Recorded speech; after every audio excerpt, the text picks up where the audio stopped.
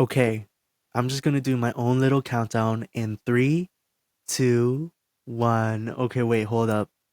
Hold up. Let's do it in Olelo, Hawaii. E kolu, e lua, e kahi.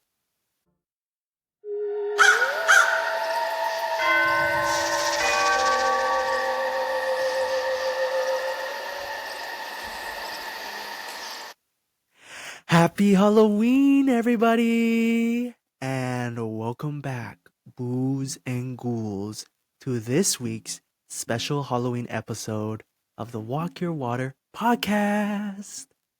It's that time of year when the veil between worlds feels just a little thinner, when even the most skeptical among us might feel a chill down their spine. So grab a cozy blanket, turn down the lights, and close the doors. Nah. Not that song. Not that type of turn down the lights.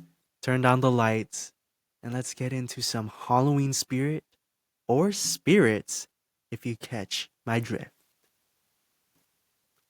This week, we are bringing you extra spooky vibes and ghostly tales, starting with our Drink Your Water segment.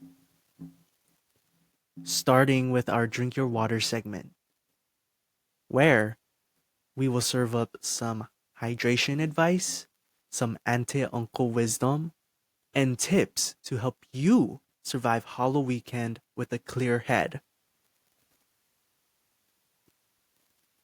And after that, we'll take things to a whole new level with Tales of Betty. And trust me, today's story is one you'll want to hear with the lights on. So without further ado,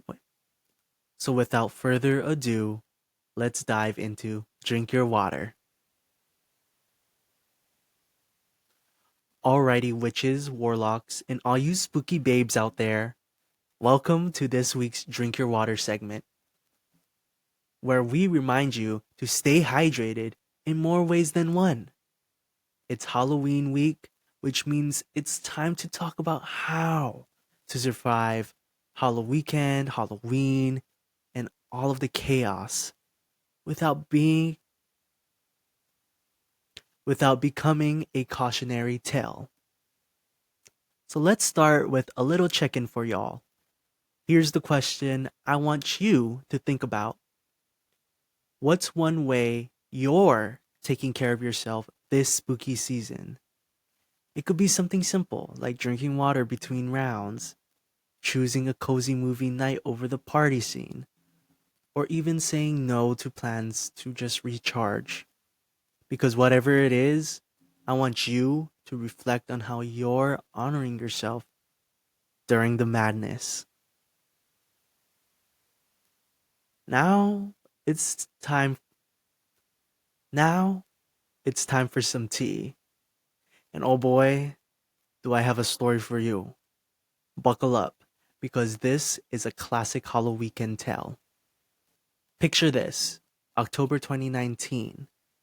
Cheysen, or Shai was a very young first year freshman student at a college. My friend group at the time and I decided to dress up as little devils. Cute, right? It was a bit more of cutesy, a little demure with that one though. But let me tell you, when little devils drink, things get chaotic fast. So, we start with some serious pre-gaming because that's just how we rolled back then. We were running wild, causing a scene in one of the residence halls, acting like we owned the place. And just when I thought things couldn't get crazier, one of my friends at the time, already at least 3 drinks in, walks up to us, looks us dead in the eye, and says, I'm going to my crush's room next door, to the next door residence hall, to the next door dorm. Before we could say anything, she bolts, full on sprinting. And naturally, We had to chase her down. Now imagine us, horns on our heads, tipsy as hell, chasing her through the halls. But it doesn't stop there. No, no, no. Sista wasn't done. She zooms through the campus cafe that connects these two residence halls, grabs a bottle of honey. Honey, y'all. Full on honey. She like there was it was barricaded by a cage, and she just reached into the cage that locked up that cafe. On the counter there was the honey, and she just grabbed it and opens it while sprinting. What she thought honey was gonna do for her and her honey boo, I'll never know. But the girl was on a mission. That's what I'll give to her. She's trying to be Winnie the Pooh, but she wasn't being Winnie the Pooh. So we finally catch up to her at her crush's room. She's standing there, talking to him all casual, as if she didn't just cause a campus wide relay. The secondhand embarrassment, real. But she was one of the girlies.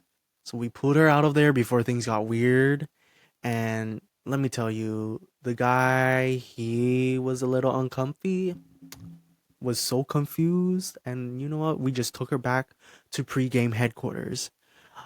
But of course, by the time we got there, the rest of the group had already left for the party without us. So what did we do? We poured ourselves another drink, kept drinking, obviously. The night, blurry after that. But here's the kicker. When we got back, the RA from the first residence hall in the pregame headquarters confronted us that night because it turns out that the other RA from the Crush's hall reported the whole honey situation. Yup, we got called out and we had to clean up the mess. Drunk at like around 2 a.m. And y'all, the honey was everywhere. Everywhere. The stairs, the bathrooms, you name it. And the funniest part, I didn't even live in any of those dorms, in any of those residence halls. Nope. So after I cleaned it, I had to walk across campus to get back home. So it was peak Halloween chaos back in 2019. So what can we learn from this sticky situation? Well, first of all, have fun, but don't ghost yourself or your responsibilities. Halloween is about tricks, treats, and memories, but the best ones are the ones you want to remember. So here's your Ante Uncle Circle wisdom to help you survive this Halloween, this Halloween season without any regrets. Firstly, make a game plan and stick together. Decide where you'll be and when you want to leave. Use the buddy system. Always have your buddy around you wherever you go and stick with your squad. Because no one needs to end up chasing their friend across campus with a bottle of honey, or we do not need to have a situation where we're like, where's so and so? Where did they go? Okay? And if a person is leaving with a intimate partner that night, make sure you do your checks and whatnot. And another tip is come up with a plan if there's like an uncomfortable situation, like a question or a secret word or a secret phrase.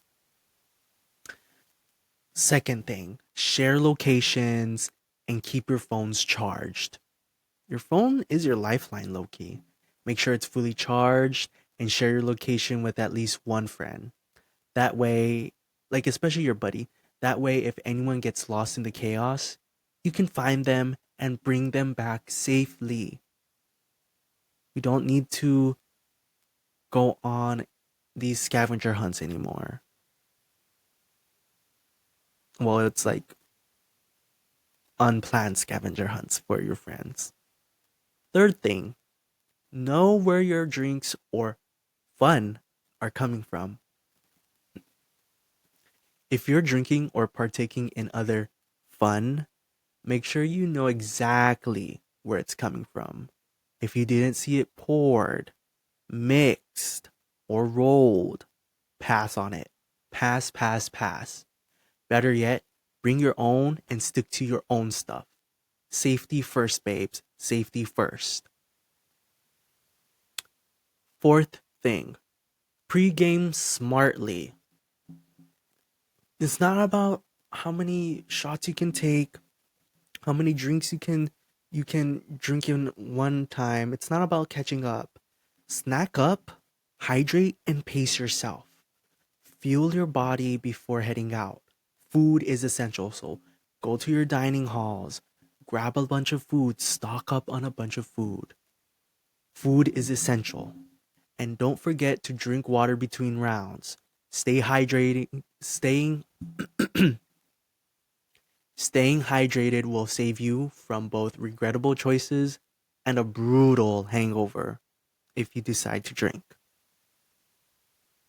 The fifth thing, electrolytes and vitamin B are your besties. Don't just rely on water. Boost your recovery game with electrolytes and vitamin B supplements.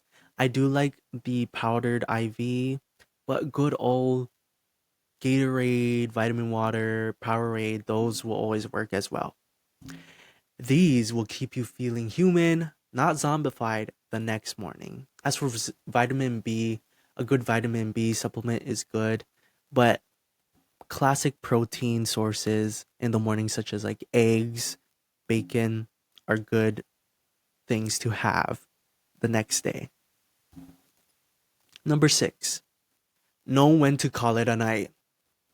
There's no shame in bowing out early if you need to.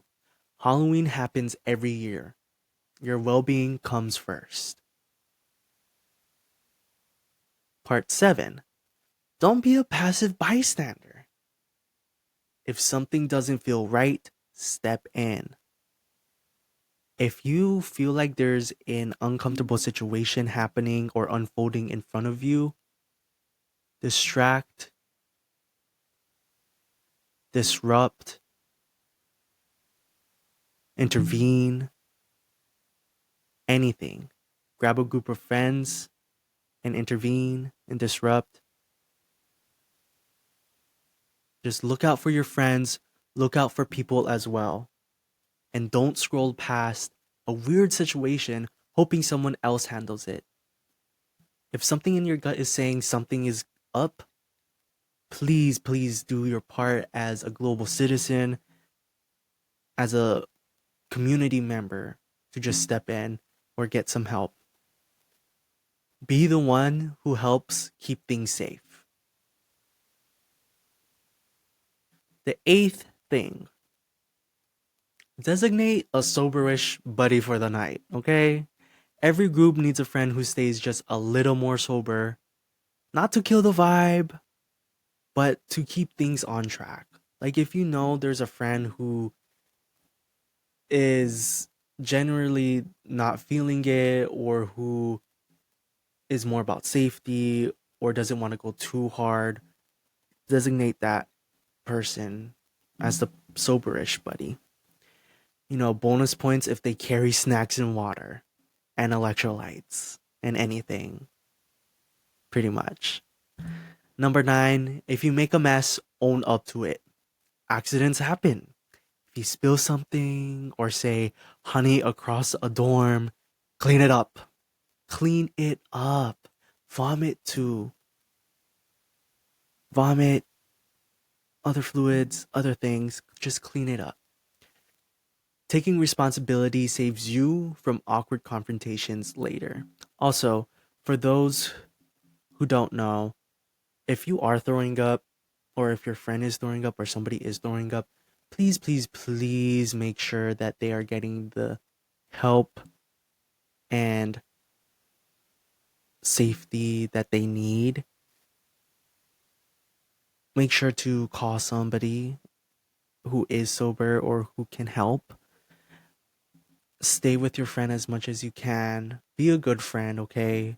It's not worth leaving your friend to fend for themselves in a situation like that. Put them in the recovery position, put a backpack on them or put them against the wall, um, and put like a trash bin with a bunch of bags near wherever they're sleeping at. But the recovery position, put them in the recovery position. Search it up if you don't know what that means or how that looks like.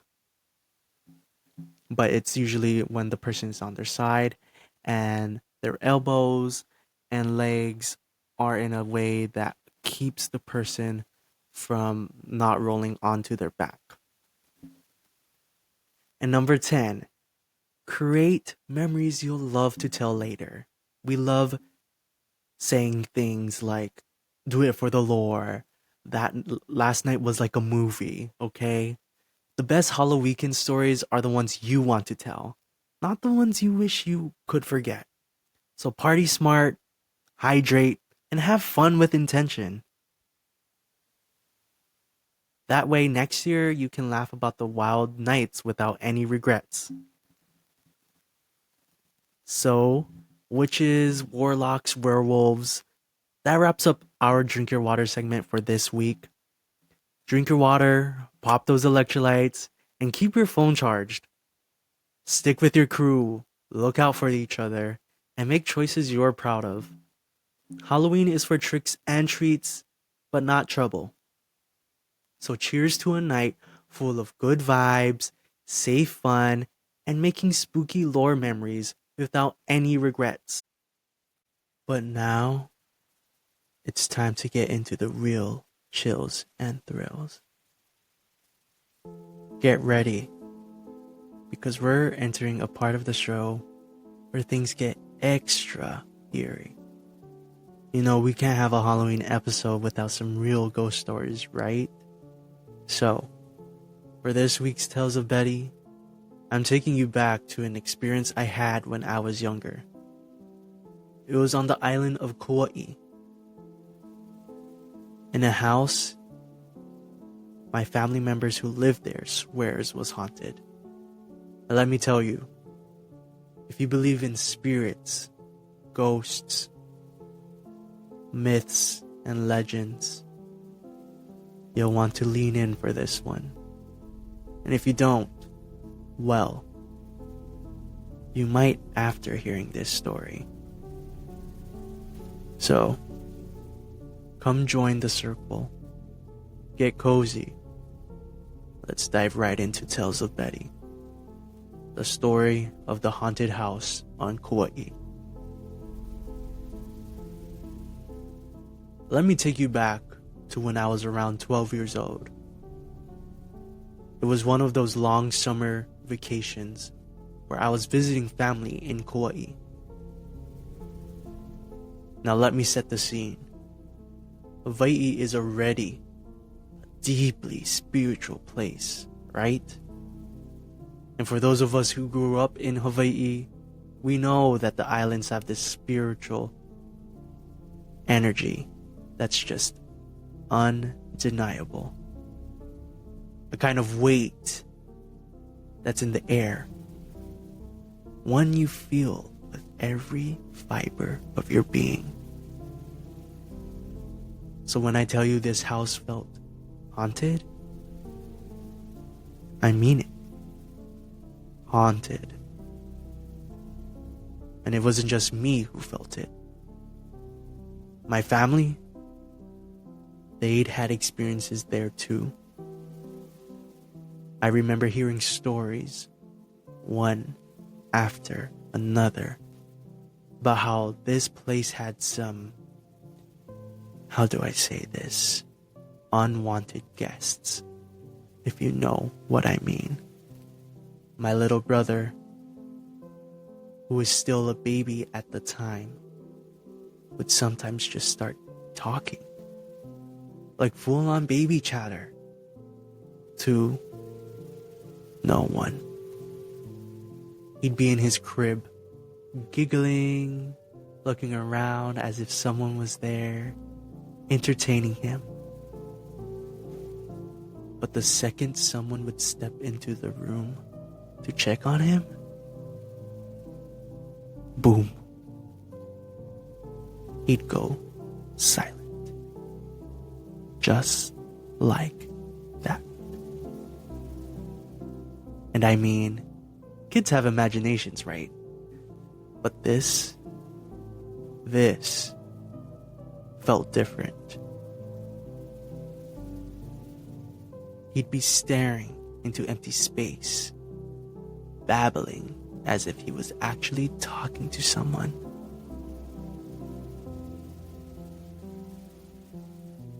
But that wasn't even the creepiest part. This house had this weird, empty, malice feeling, even when it was full of people. There were times when just two of my family members were home alone, sitting in the living room, and suddenly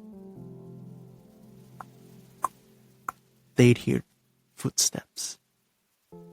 You know, that distinct sound of someone walking on creaky floors.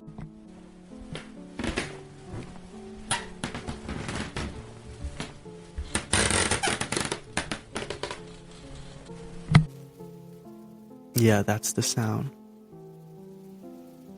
And doors opening and closing.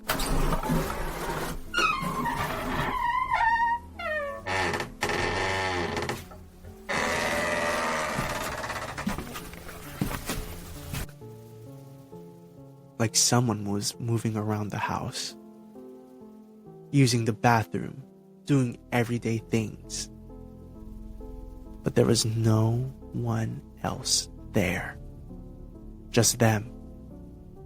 Two people completely alone, hearing someone else moving around the house. Now, here's where my story comes in. One afternoon, I had the house all to myself. I remember that everyone was out, either at work, running errands, or off exploring the island. And me? Well, I was totally content staying back and binge watching The Fosters. Yup. Shout out to anyone who's seen it. That show was so good and absolutely deserves a rewatch. Anyway, it was late afternoon and the sun was just starting to set. The golden hour was kicking in and it was beautiful. But there was also this heaviness in the air. You know when you're alone and you can just feel that you're being watched. It was like that.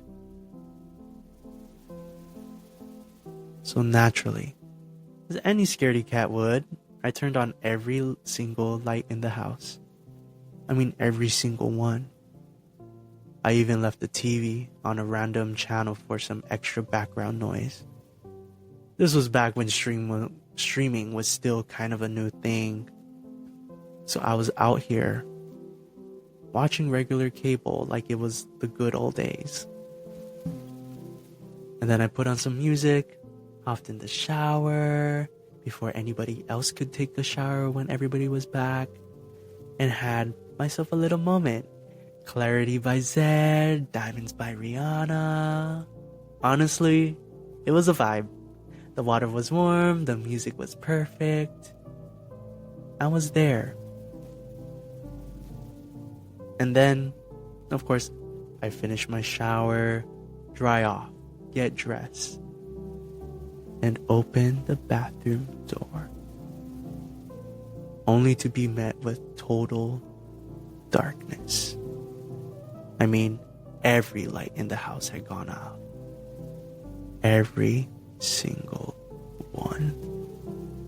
And the thing is, I knew I had turned them on. Every last one. So right away my heart starts pounding And I thought, okay, maybe it's a power outage. But then I realized the bathroom light was still on. When my family finally came back later, we checked the breaker. It was perfectly fine. So no, it wasn't a power issue. Whatever or whoever turned off those lights, it wasn't normal. And then I noticed the TV.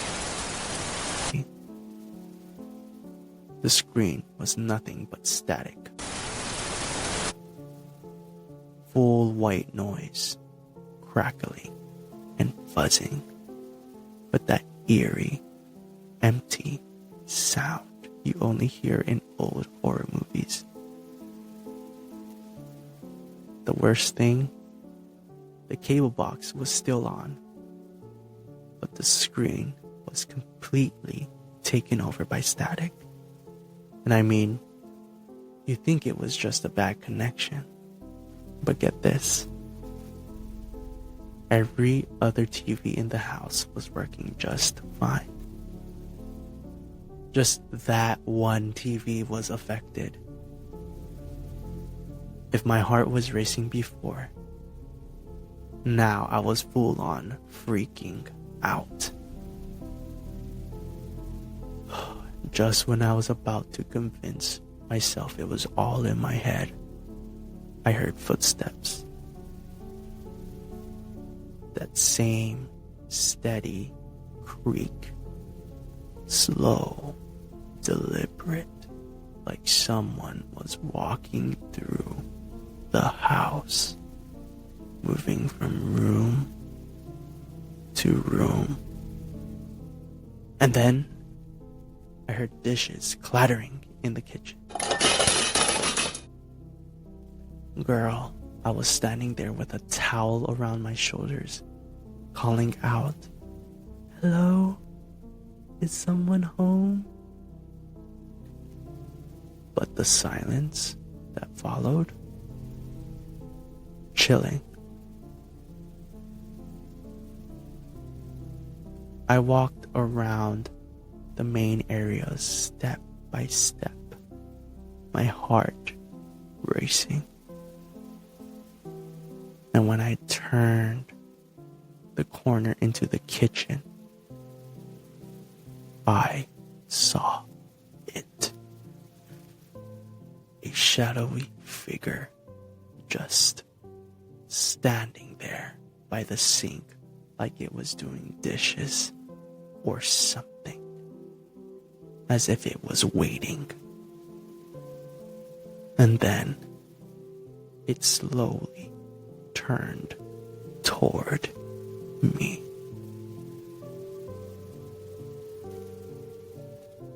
I think I might have broken a record for the fastest sprint back to the bathroom. I locked myself in, practically shaking, heart pounding, and I stayed there until I heard the familiar sound of keys jingling in the door and my family finally coming back.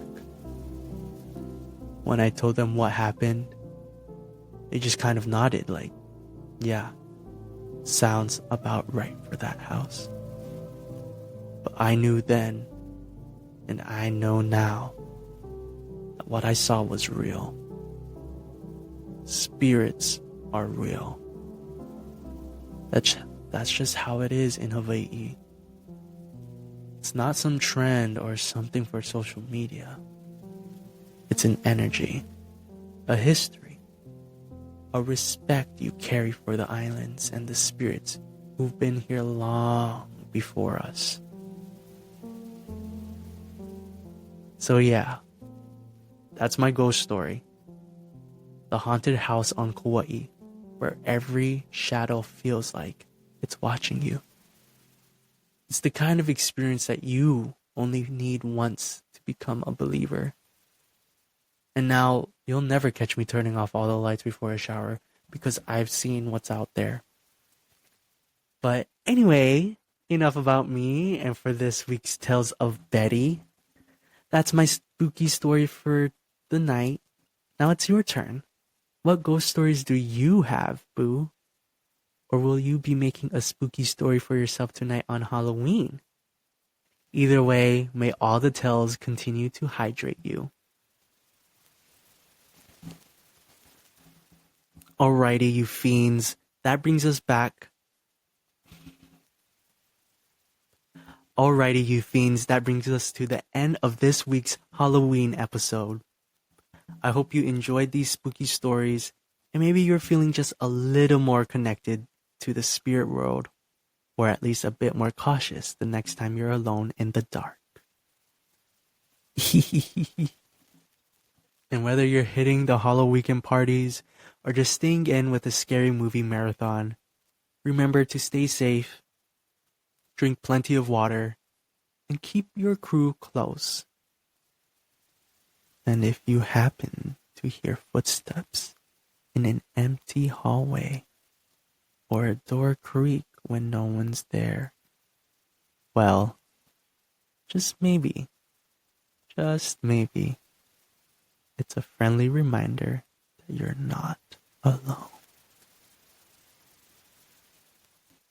Thank you all for tuning in, and happy Halloween. May your night be full of treats, maybe a trick or two, and just the right amount of spooky vibes. Stay safe out there, my boos, and I'll catch you next week. Bye-bye. Creeper.